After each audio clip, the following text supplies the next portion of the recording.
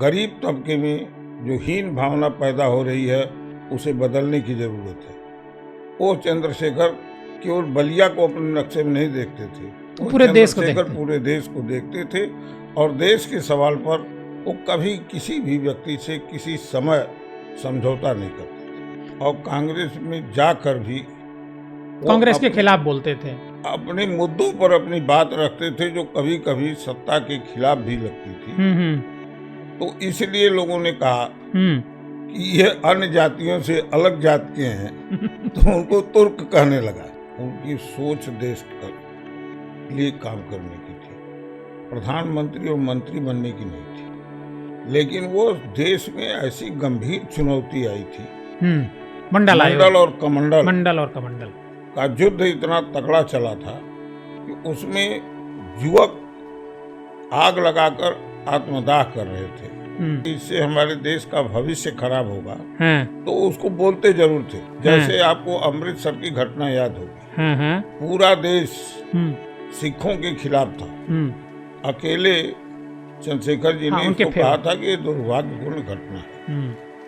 उनका केवल एक लक्ष्य था, हमारा देश मजबूत होगा, हमारा देश सुरक्षित रहेगा, हम भविष्य की चिंता करने के लिए राजनीति में आए हैं, वर्तमान का सुख भोगने के लिए नहीं आए। लेकिन वो अपने विचारों से कभी समझौता नहीं किए, चाहे वो पंडित जवाहरलाल नेहरू थे या श्रीमती इंदिरा गांधी थी, सबके सामने अपना विचार वह व्यक्त करते थे। जयप्रकाश जी को गिरफ्तार किया गया, उसी दिन इमरजेंसी की घोषणा हुई।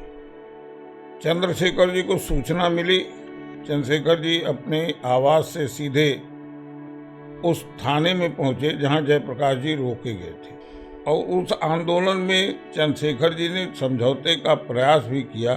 जब वो सफल नहीं हुए तो वो जयप्रकाश जी के पक्ष में खड़े हो गए। इंदिरा जी उन बातों पर सहमत नहीं हुई, यहाँ तक कि चंद्रशेखर जी ने यह भी कहा कि सत्ता जब भी संतों से टकराती है तो चूर चूर हो जाती है। कांग्रेस को सुधारने आया हूँ, इसको समाजवादी बनाने आया हूँ। उन्होंने कहा नहीं बनी तो उन्होंने कहा मैं इसको तोड़ दूंगा, ये उन्होंने कहा डायरेक्ट बातचीत में उन्होंने कहा था। अच्छा। और चंद्रशेखर जी अद्भुत व्यक्ति थे, वो गांधी को आदर्श मानते थे और वो ये कहते थे कि जिस पर लोग यकीन करें, विश्वास करें इस देश की जनता, और विश्वास पैदा करके ही कोई परिवर्तन किया जा सकता है।